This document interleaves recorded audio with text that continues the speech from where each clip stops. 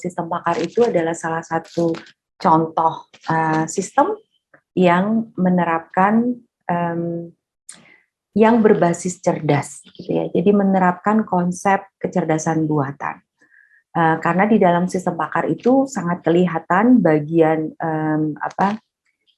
basis pengetahuannya dan bagian inference mekanismenya. Jadi kalau Anda ingat di dalam sistem berbasis cerdas itu kan ada dua komponen utama ya, basis pengetahuan dan inference mechanism. Nah, di sistem pakar, bagian itu tuh kelihatan sekali jelas dua bagian yang berbeda. Makanya itu saya perkenalkan pertama kali ya. Nah, sistem pakar itu apa? Sistem pakar itu adalah sistem yang berusaha untuk mensimulasikan kepakaran seseorang. Jadi sistem tersebut diharapkan bisa menghasilkan output gitu ya. Kalau kita lihatnya secara langsung bahwa sistem itu pasti ada outputnya. Jadi kita tuh berharap bahwa sistem pakar itu akan mengeluarkan output di mana output tersebut sesuai dengan pertimbangan dari pakar. Jadi kalau bahkan kita bisa sampai berharap bahwa sistem pakar itu menggantikan keberadaan dari pakar gitu, karena biasanya seorang pakar itu susah untuk dicari, untuk ditemui itu susah karena kepakarannya. Artinya karena dia pakar, lalu biasanya dia itu dipanggil di mana-mana gitu ya, jadi jam terbangnya tinggi sehingga tidak mudah biasanya untuk ketemu seorang pakar. Nah, dia bisa dikatakan sebagai seorang pakar biasanya bukan hanya karena dia punya pengetahuan yang luas, tapi juga punya keterampilan, punya pengalaman, gitu ya. Jadi itu yang membentuk kepakarannya dia. Kita lanjutkan. Jadi sistem pakar itu berusaha untuk mensimulasikan kepakaran dari seseorang, gitu ya. Nah,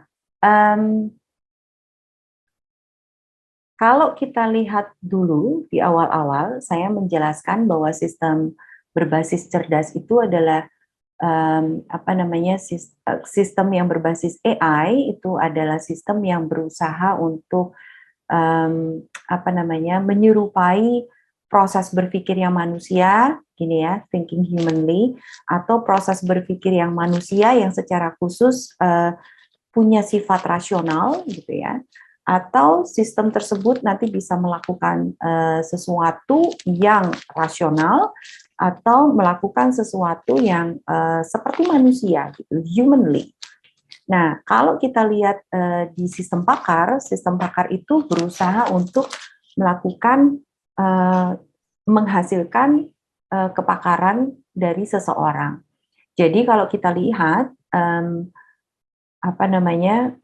bukan hanya hasilnya. Kenapa kok hasil itu bisa dikeluarkan oleh sistem? Itu kan ada prosesnya ya, ada proses yang dilakukan.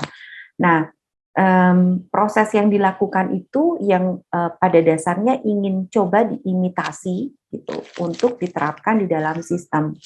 Karena dengan asumsi kalau prosesnya itu seperti yang dilakukan oleh pakar, hasilnya juga mestinya nanti akan menyerupai seorang pakar, gitu. Sehingga memang pendekatan dari sistem pakar itu lebih ke sini.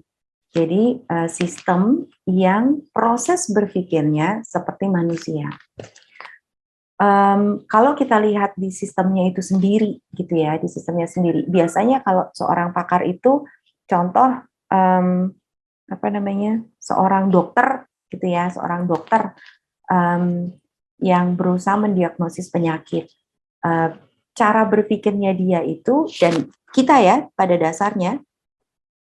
Nah, pada dasarnya kita manusia itu cara berpikirnya itu bisa dikatakan rasional sih. Karena selalu mengikuti pada umumnya itu cara berpikirnya rasional, mengikuti aturan if then rules gitu, if then sebab akibat itu proses berpikir yang sangat natural. Nah, berdasarkan penelitian itu juga yang selalu dilakukan oleh seorang pakar. biasanya dilakukan adalah prosesnya tuh sebab akibat karena sangat rasional gitu ya. Ini menjadi akibat, ini menjadi penyebab dari yang ini dan seterusnya. Nah, itu yang pertama. Oleh karena itu, biasanya sistem pakar itu dibangun menggunakan production system. Karena production system adalah satu metode representasi pengetahuan yang menggunakan berbasis pada rules gitu. Sehingga kalau misalnya kita sebagai knowledge engineer,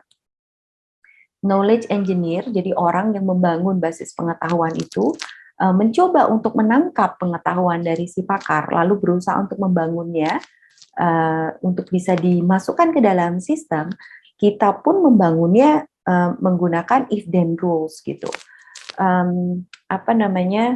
Itu yang pertama, sehingga basis pengetahuannya juga biasanya representasinya adalah berupa if then rules, production system. Lalu yang kedua terkait dengan mesin inferensinya, jadi proses berpikirnya. Proses berpikirnya, kalau misalnya kita melakukan basis pengetahuannya itu berupa production system, if then rules, maka cara berpikirnya itu pun sebenarnya mengikuti cara berpikir yang biasanya kita lakukan secara logika. Kalau Anda ingat dulu waktu kita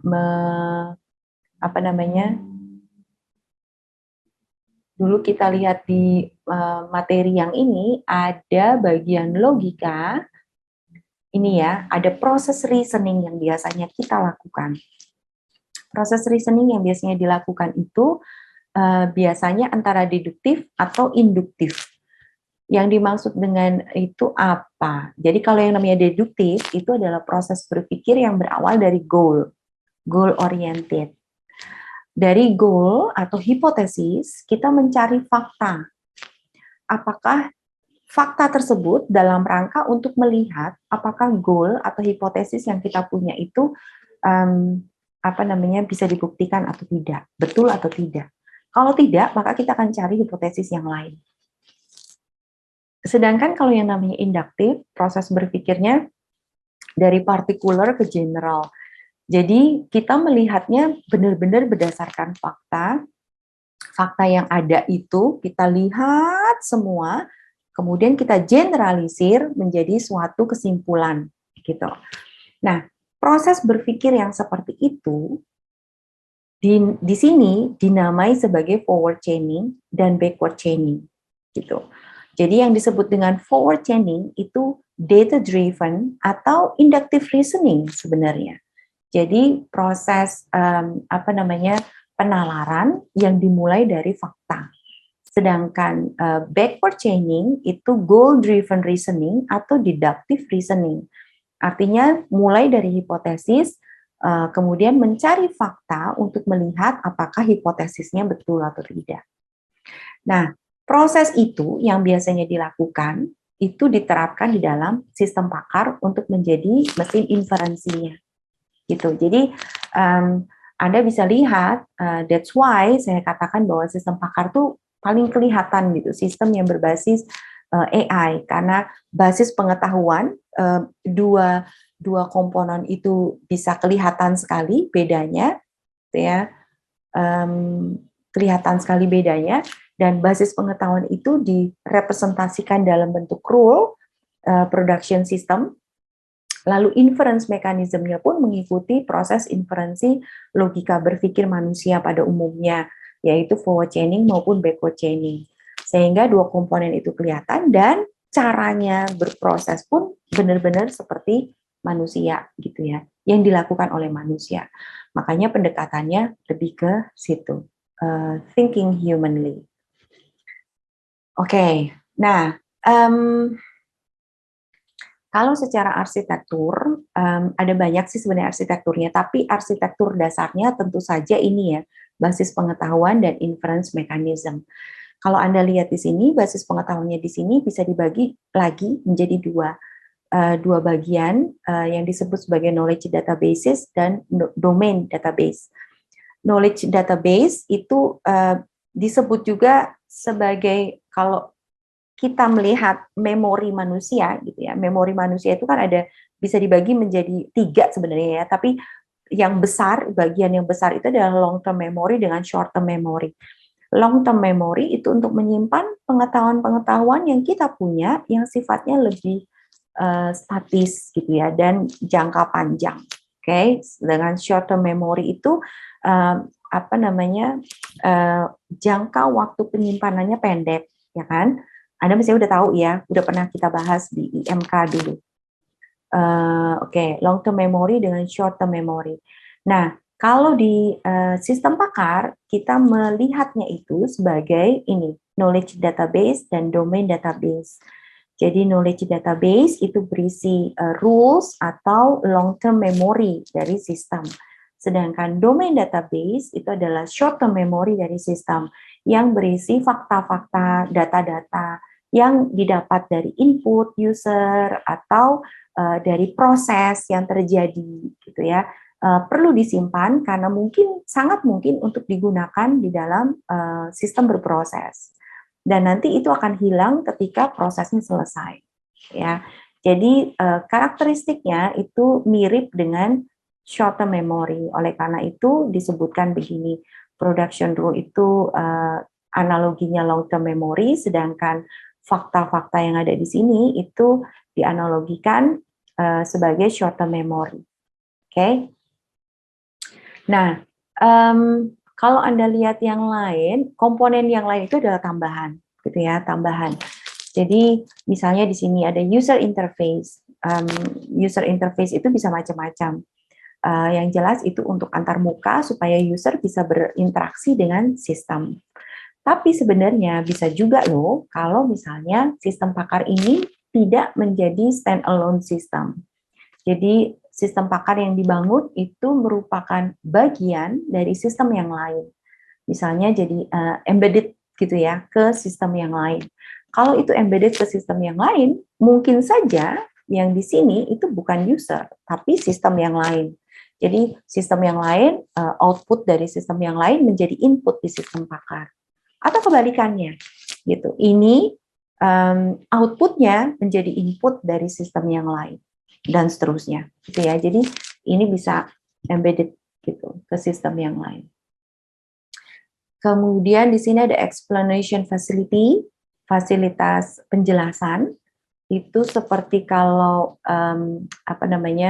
seorang pakar itu kalau dia sampai kepada kesimpulan tertentu, kita juga suka tanya kan ya, kenapa kok kesimpulannya seperti itu? Lalu dia menjelaskan cara berpikirnya dia. Nah, ini explanation facility kira-kira seperti itu. Jadi fasilitas yang memang dibangun untuk proses penjelasan. Kenapa kok sistem bisa mencapai ke kesimpulan tersebut. Self-training facility itu adalah fasilitas yang diberikan ke sistem untuk memperbarui basis pengetahuan. Karena biasanya kalau kita membangun sistem pakar, terutama di knowledge database ini sifatnya statis, gitu. Karena untuk membangun knowledge database itu sendiri itu effortnya sudah luar biasa. Pengalaman biasanya yang terjadi ketika membangun sistem pakar, proses untuk membangun knowledge database itu bisa menghabiskan waktu 60-70% sendiri dari proses pembangunan sistem yang ada. Karena untuk menangkap pengetahuan dari pakar, mengorganisasikannya sedemikian rupa, itu yang butuh effort. Karena kita bukan pakar, gitu ya. Jadi untuk memahami apa yang dipikirkan oleh si pakar itu benar-benar nggak gampang, gitu ya. Benar-benar nggak mudah. Ya, nah self-training facility itu maksudnya adalah fasilitas yang kita berikan supaya sistem itu nanti bisa update gitu ya, mengupdate knowledge database yang dia punya secara mandiri. Jadi tidak bergantung pada kita sebagai knowledge engineer, orang yang membangun basis pengetahuan itu. Oke, kira-kira seperti itu. Kalau yang ini knowledge acquisition facility fasilitas akuisisi pengetahuan. Ini mirip dengan ini ya, cuman kalau di sini kan self training, jadi fasilitas untuk supaya sistem itu bisa belajar sendiri. Mungkin dari hasil-hasil interaksi dengan user, misalnya ya, kadang-kadang bahkan sistem nggak bisa memberikan rekomendasi apapun, itu tidak hilang begitu saja, itu bisa disimpan, itu bisa jadi pembelajaran gitu ya, sehingga knowledge database yang ada di sini bisa diperkaya. Gitu. Sedangkan kalau yang di sini knowledge acquisition facility, fasilitas akuisisi pengetahuan, itu maksudnya fasilitas untuk mengumpulkan pengetahuan yang baru. Biasanya didapatnya dari expertnya. Nah, kalau ketika sistem itu baru dibangun, biasanya yang dilakukan adalah kita sebagai knowledge engineer yang melakukannya sendiri. Sedangkan kalau sistem itu sudah dibangun, kita bisa memberikan fasilitas ini supaya expert bisa langsung berhubungan dengan sistem dan dia bisa mengupdate pengetahuannya itu langsung gitu ya sendiri. Nanti kita tinggal nyediain metode di situ untuk ngecek misalnya rules, aturan baru yang diinputkan oleh expert itu bisa dicek masalah konsistensinya, ada redundansinya atau enggak, mau ditaruh di bagian sebelah mana gitu. Itu kita bisa kasih fasilitas itu supaya expert bisa langsung memasukkan pengetahuan yang baru ke knowledge database yang ada di situ. Jadi nggak butuh tidak butuh kita sebagai knowledge engineer lagi gitu. Oke. Nah, ini secara umum ya arsitekturnya. Oke, sekarang coba kita lihat ke production systemnya. Sudah pernah lihat ya, jadi saya juga udah pernah kasih contoh production system itu kumpulan if then rules gitu ya. Kumpulan if then rules. Jadi di bagian antecedent itu juga bisa terdiri lebih dari satu antecedent, bisa dihubungkan dengan operator logika. Konsekuen juga bisa lebih dari satu. Oke, nah catatan mungkin yang perlu diperhatikan di setiap antecedent maupun konsekuen gitu, ketika kita punya pernyataan, biasanya terdiri dari dua bagian. Jadi ada yang namanya linguistic variable dan ada yang namanya linguistic value. Oke, jadi contoh misalnya kayak di sini saya bikin jelas ya, ini variabelnya dan ini value-nya. Ini variabelnya dan ini value-nya. Ini variabelnya dan ini value-nya. Selalu seperti itu. Oke,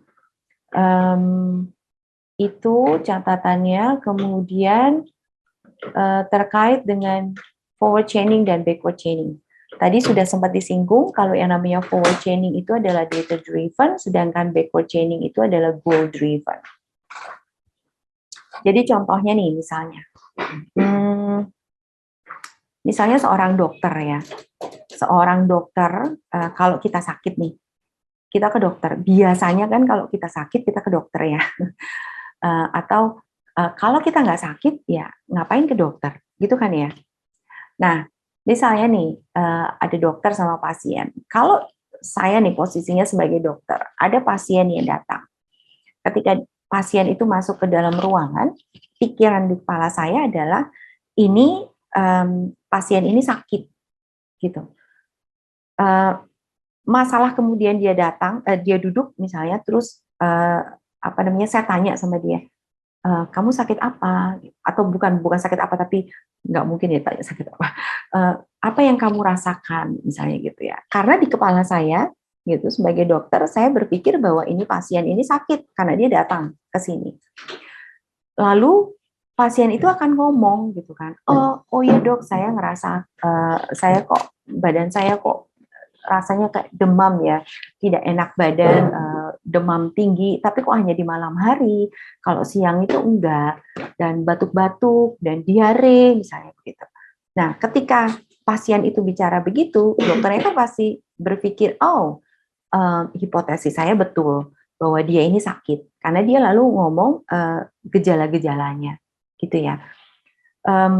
Proses berpikir yang kayak gitu, itu yang namanya backward chaining.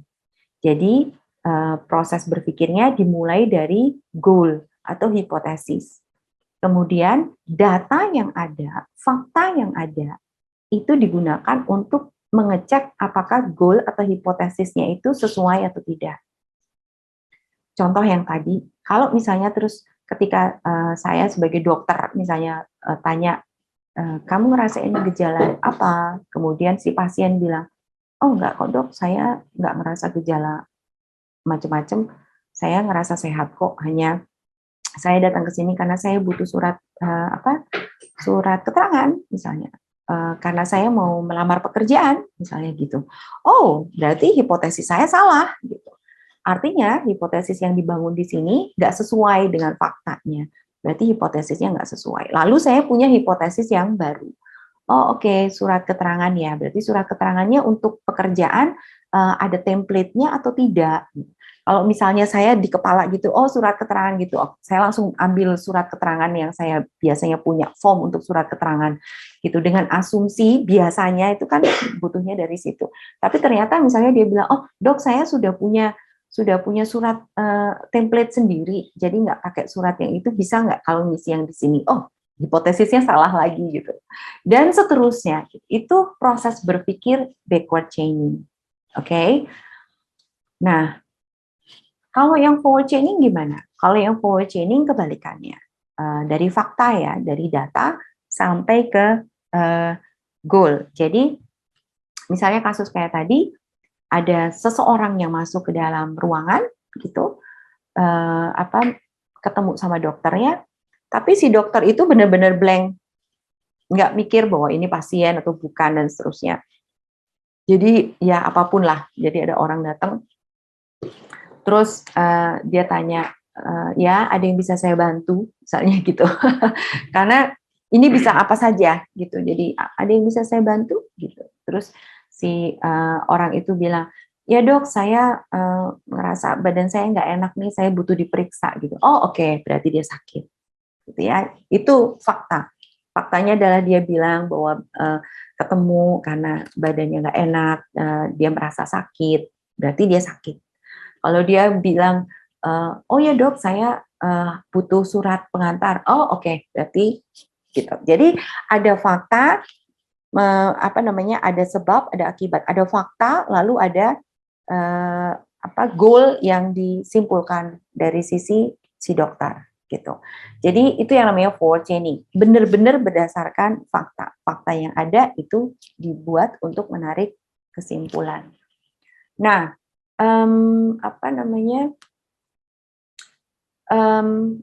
sekarang ini kalau kita lihat istilah inference engine.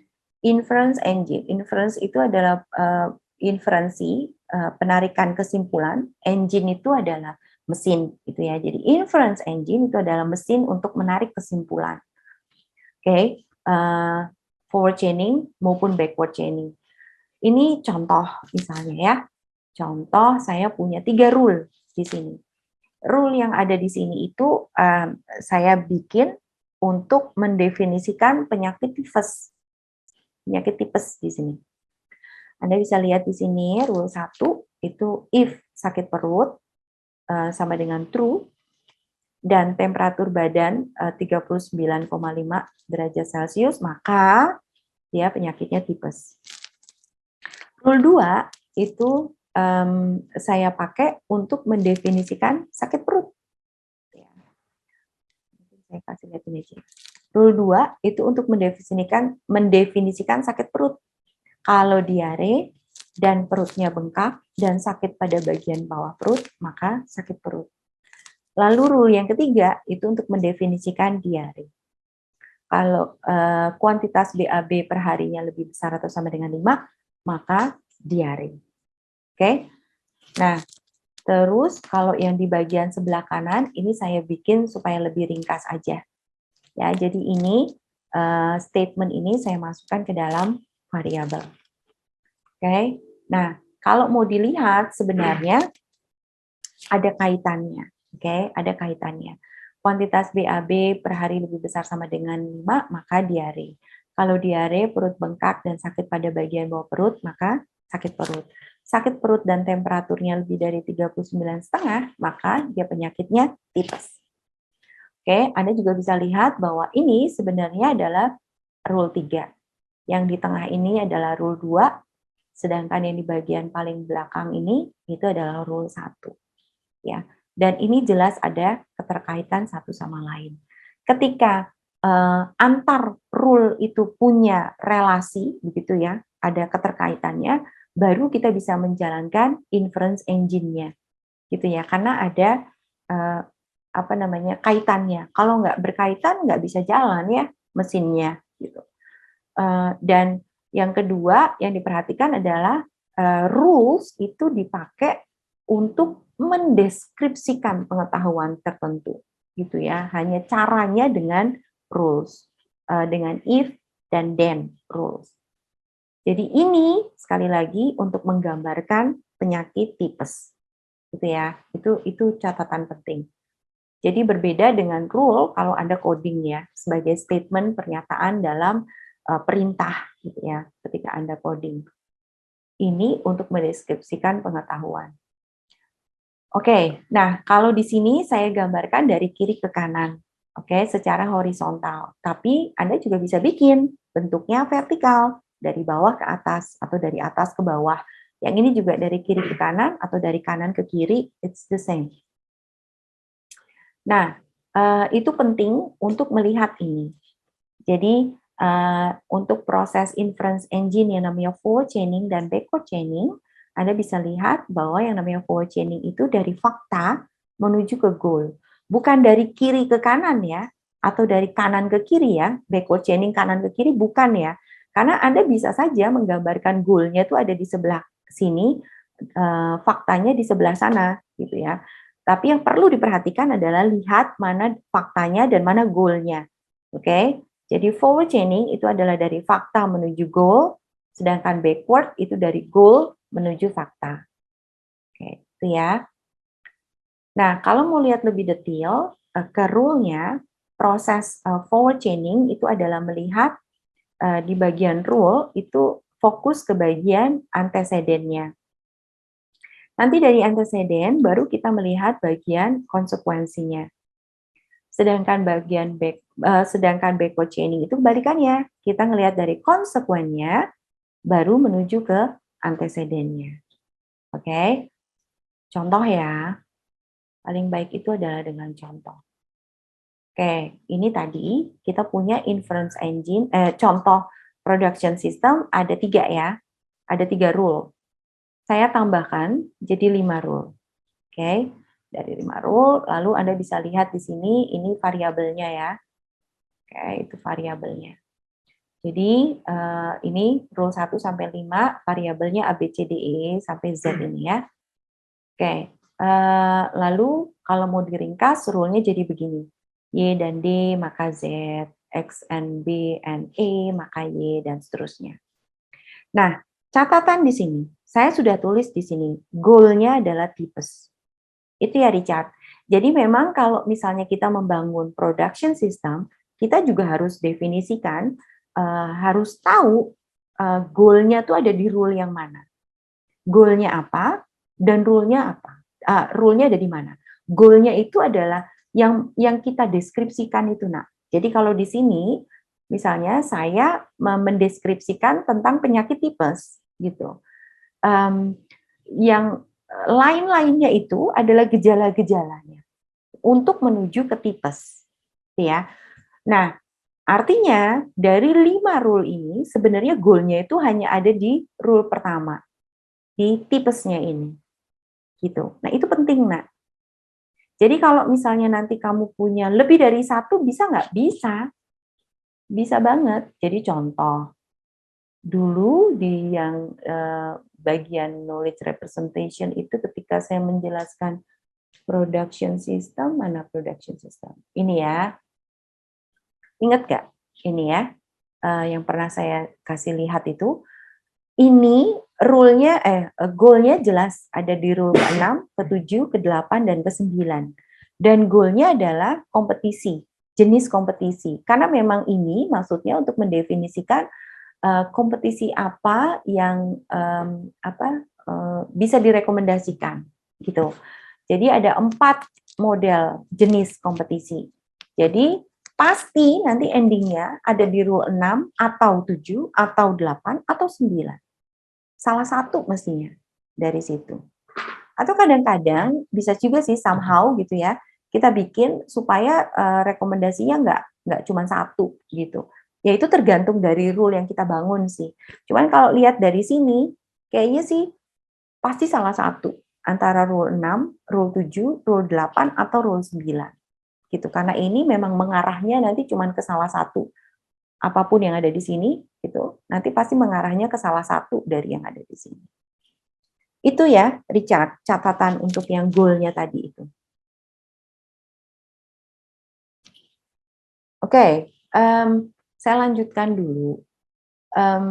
Untuk contoh, misalnya untuk yang forward chaining ya, ini perlu saya bikin gini. Oke, ini contoh untuk forward chaining. Misalnya, faktanya, saya sudah punya fakta. Faktanya itu adalah ABCDE. ABCDE. Jadi ikutin ini ya. A itu ini, B itu ini, C, D, E gitu ya. Supaya lebih ringkas, saya pakai ABCDE. Oke, faktanya adalah ABCDE dan goalnya udah tahu dan kebetulan cuma satu di situ, yaitu Z. Lalu, rule yang kita punya itu adalah pengetahuan dari si pakar dimasukkan ke dalam knowledge database. Oke. Lalu, fakta yang kita punya, misalnya di sini input gitu ya dari user, itu dimasukkan ke dalam database atau domain database atau short term memory. Oke, yang ini adalah long term memory. Lalu catatan berikutnya adalah ada cycle di sini. Oke, kita akan masuk ke cycle yang pertama dulu. Cycle itu diawali dari rule paling atas, diakhiri dengan rule paling bawah. Itu namanya satu cycle. Dan namanya sistem ya, jadi kita pasti ngelihatnya satu-satu, dari atas sampai bawah. Oleh karena itu, bagaimana kita menempatkan rule itu juga penting. Ya, kalau Anda lihat di sini, contoh yang ada di sini, saya meletakkan rule penyakit itu, goal-nya itu ada di rule pertama. Sedangkan kalau yang di sini, saya menempatkan goal-nya ada di rule terakhir, 6, 7, 8, 9, gitu ya, di bagian akhir. Mana yang lebih baik, itu bisa jadi bagian dari penelitian. Ya, saya cuma mau menunjukkan bahwa penempatan rule itu juga bisa berpengaruh gitu dalam proses, terutama efisiensi. Oke, sekarang kita mulai dari first cycle ya. Jadi cycle yang ke-1. Kita mulai dari R1. Dilihatnya satu-satu. Dan karena kita melakukan forward chaining, jadi yang dilakukan pertama adalah kita lihat adalah yang bagian antecedennya. Gitu ya. Selalu di bagian antecedent. Oke. Oke, sekarang rule 1. Supaya rule 1 bisa aktif, kita butuh Y dan D. Di database, fakta yang kita punya hanya D. Kira-kira rule 1 ini bisa aktif nggak, Nak?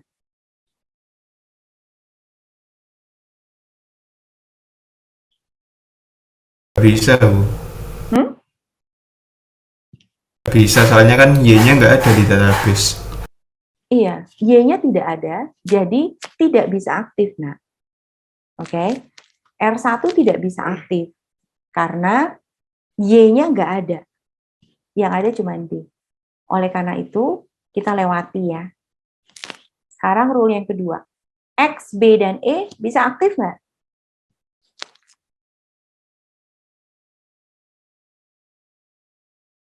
Nggak bisa Kurang juga. X, Bu. Yes, kurang X, betul. Jadi nggak bisa aktif ya. Nggak bisa aktif, berarti rule yang ketiga. Rule ketiga bisa aktif? Bisa. Bisa. Yes. Rule 3 bisa aktif.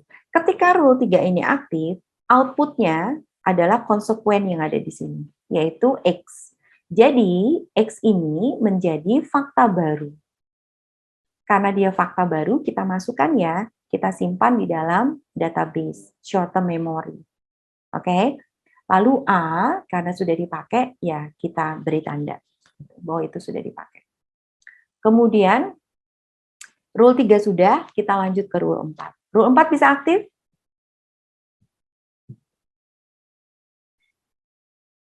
Bisa. Yes, rule 4 bisa aktif.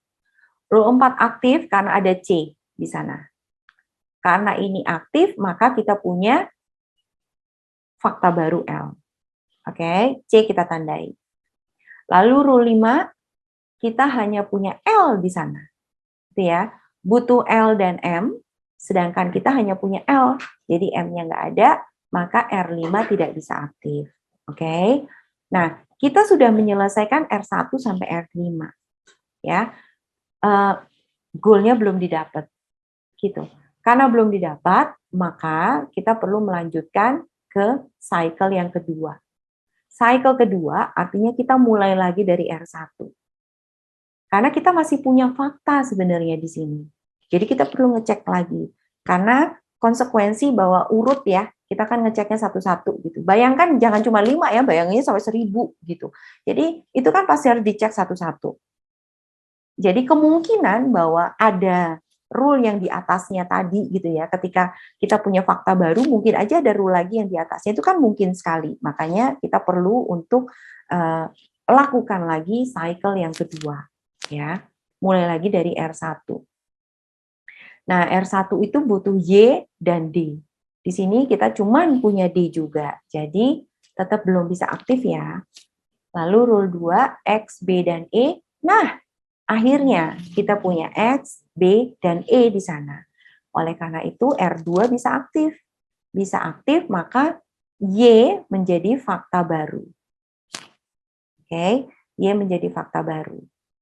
Lalu berikutnya adalah R5. R5 butuh L dan M, M-nya tetap nggak ada. Berarti R5 nggak bisa aktif. Karena sudah di R5, habis rules-nya, berarti kita perlu naik lagi ya, karena goal-nya masih tetap belum ketemu, masih ada fakta di sana, gitu. Jadi kita bisa mengulangi lagi jadi cycle yang ketiga. Oke, cycle yang ketiga mulai lagi dari R1. R1 butuh Y dan D. Dan ternyata kita punya Y dan D. Oleh karena itu, Z bisa menjadi fakta yang baru. Dan Z diidentifikasi sebagai salah satu goal yang kita punya. Di sini satu goal yang kita punya. Jadi prosesnya lalu berhenti. Karena berhenti, mana ini? Yes, resultnya adalah Z. Kalau Anda tadi sedikit perhatikan, saya belum ngeluarin result ini, R5 tadi sempat dicek gitu ya. Mungkin nggak itu? Mungkin aja, nah. Tadi yang saya sampaikan, kadang-kadang sistem itu bisa mengeluarkan lebih dari satu rekomendasi. Itu kalau prosesnya kayak tadi. Jadi ketika kita sudah mengidentifikasi goal-nya itu ada apa aja di sana, dan itu sudah tercapai satu, lalu berhenti, maka rekomendasinya cuma satu.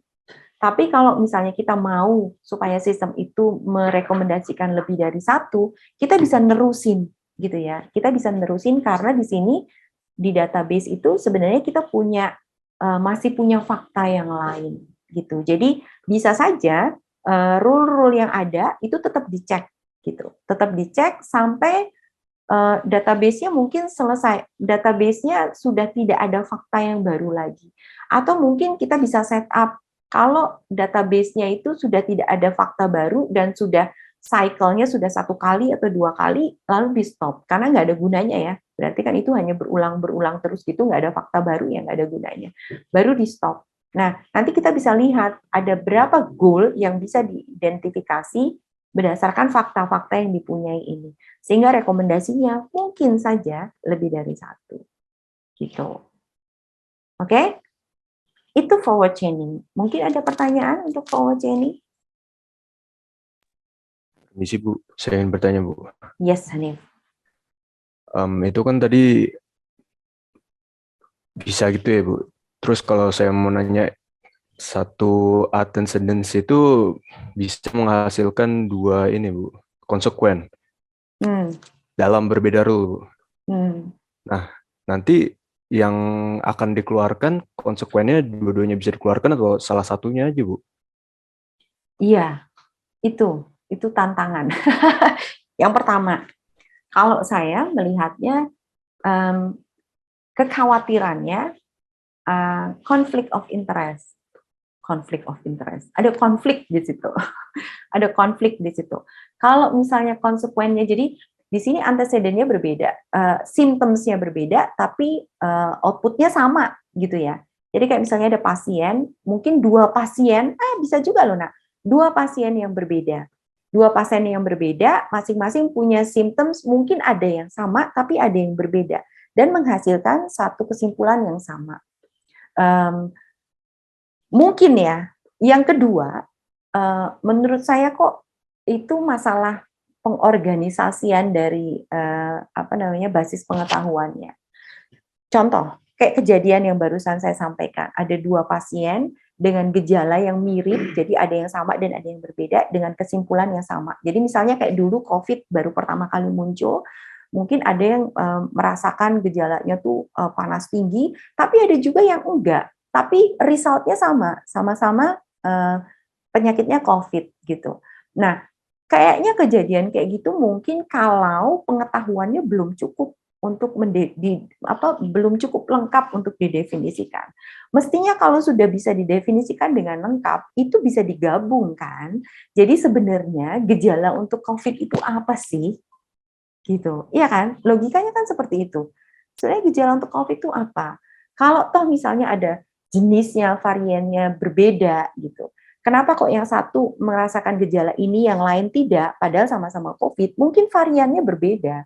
Mungkin berarti COVID-nya jangan COVID begitu aja, tapi COVID varian A dan COVID varian B, misalnya yang satu Delta, yang satu Omicron, misalnya gitu. Jadi memang benar-benar dipisah, gitu ya.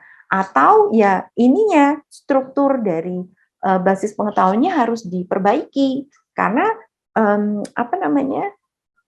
gejala itu kan sebenarnya mengarah ke satu konsekuen itu kan sebenarnya mengarah ke satu anteseden tadi, itu kan mengarah ke satu konsekuen. Jadi harusnya diatur sedemikian rupa supaya mengarahnya ke satu hal. Gitu. Gitu kayaknya Hanif. Masuk akal nggak Hanif? Oh, paham, Bu. Gitu Bisa ya. dimengerti, Bu. Jadi mungkin masalah kurang komprehensif gitu ya, pengetahuannya itu yang pertama, atau yang kedua masalah strukturnya, pengorganisasian pengetahuannya yang kurang gitu, kurang baik gitu. Oke, saya lanjut ke backward chaining ya. Kita masih pakai contoh yang sama. Ini ya, kita masih pakai contoh ini. Nah, kalau di backward chaining, kita fokusnya ke sini ya, ke bagian then-nya. Itu yang bakal kita lihat pertama. Nanti dari situ baru kita melihat ke bagian if-nya, antecedent-nya. Oke. Nah, catatan kalau di backward chaining ada beberapa kontainer yang perlu kita siapkan. Kita punya basis pengetahuan untuk long term memorinya, kita punya database untuk short term memorinya, tapi kita perlu menyiapkan kontainer untuk sub goals ya dalam berproses.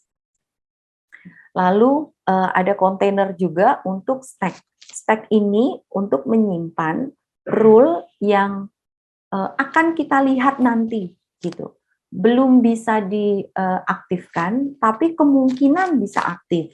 Itu kita masukkan ke stack, gitu ya. Yang dimasukkan ke situ yang berkaitan dengan sub goals yang ada di sini. Oke, itu catatannya. Sekarang saya jelaskan caranya. Oke, di knowledge base ini kita cuma punya satu goal. Jadi kita bekerja dengan satu-satu ya. Ada dua cara sih. Bisa yang paling mudah adalah dengan bekerjanya satu-satu. Jadi kalau kita punya goals-nya itu sebenarnya misalnya kayak yang di sini, mana ya, seperti yang di sini itu kita punya 4, nah kita bisa ngelakuinnya satu-satu. Satu hipotesis dulu, local festival. Nanti kalau itu nggak terbukti, kita coba yang national festival. Jadi satu-satu gitu. Oke? Atau mungkin mau dijadiin satu supaya nanti bisa kelihatan aja. Terus kayak tadi rekomendasinya bisa sistem lalu bisa mengeluarkan rekomendasi lebih dari satu, gitu ya. Karena kita masukin semuanya ini jadi sub goals secara langsung. Oke, kita lihat yang satu-satu dulu ya. Kita lihat yang satu-satu dulu. Oke. Kita di sini kita cuma punya satu goal, jadi kita masukin satu di sini ya sebagai goal yang pertama, sub goal yang pertama. Kita melihatnya di bagian yang konsekuennya ya. Oke, Z. Jadi kita akan lihat ke semua rule yang kita punya dari R1 sampai ke semua rule yang ada, mana yang ada Z-nya. Gitu ya. Ini kebetulan ada di R1. Kalau misalnya ini ada di R4, ya kita cari ya, cari gitu sampai ke yang ada Z-nya, gitu ya.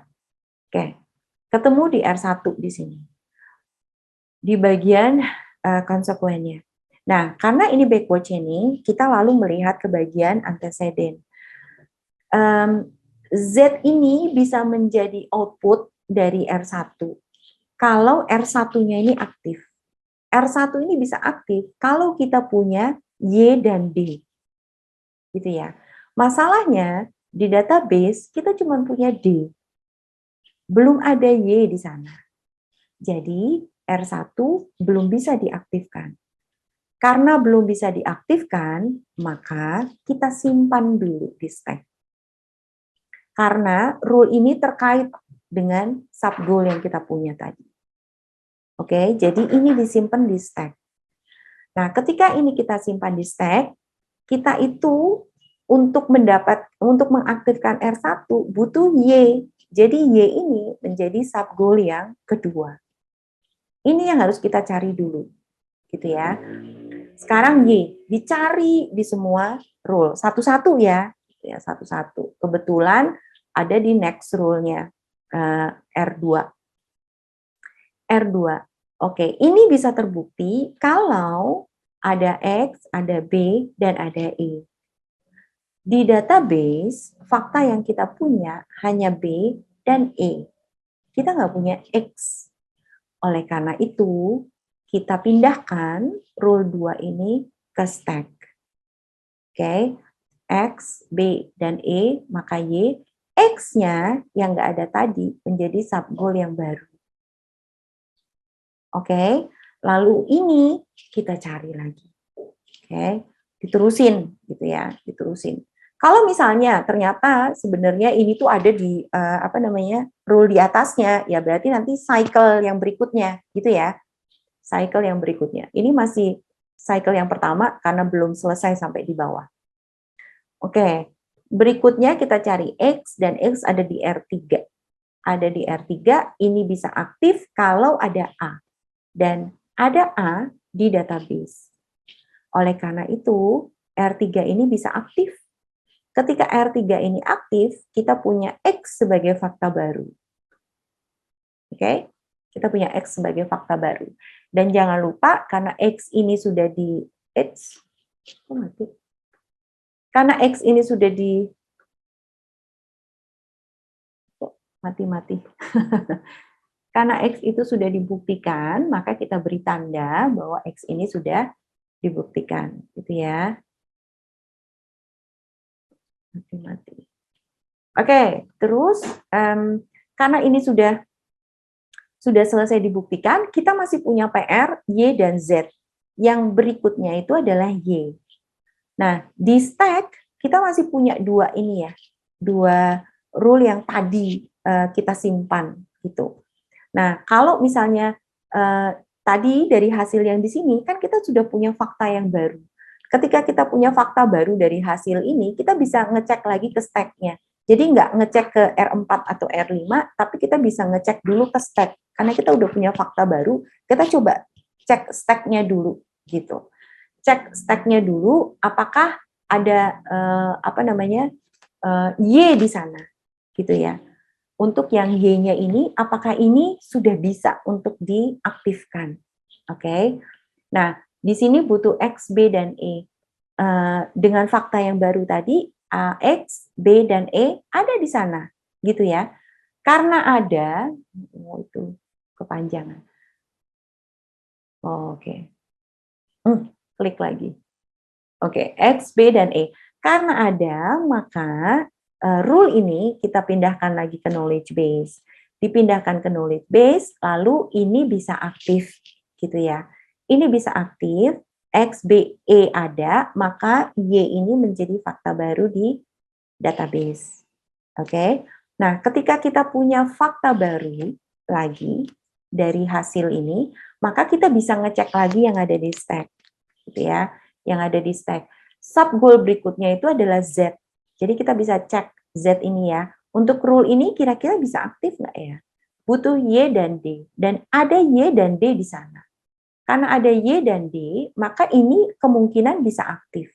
Kalau ini kemungkinan bisa aktif, maka kita kembalikan ke knowledge base-nya di sana, supaya dia bisa kita aktifkan. Itu ya. Y dan B, kalau Y dan D-nya itu kalau R1-nya ini aktif, maka kita bisa mendapatkan Z sebagai fakta baru. Dan kita sudah tahu bahwa Z itu adalah goal akhir yang kita punya. Jadi, ini dibacanya adalah dengan hipotesis Z itu terbukti. Artinya, result-nya adalah Z itu. Gitu. Sampai di situ penjelasan saya.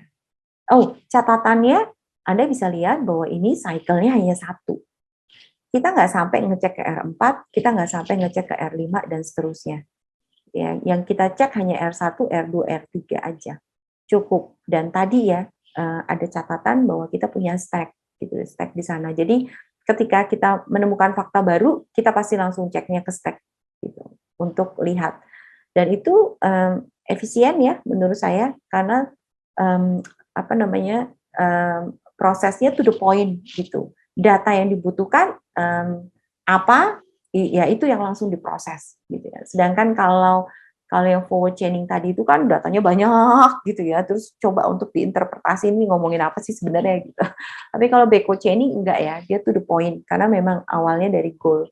Jadi yang dicari itu udah jelas gitu. Yang dicari udah jelas. Oke, itu backward chaining. Never stop learning. Never.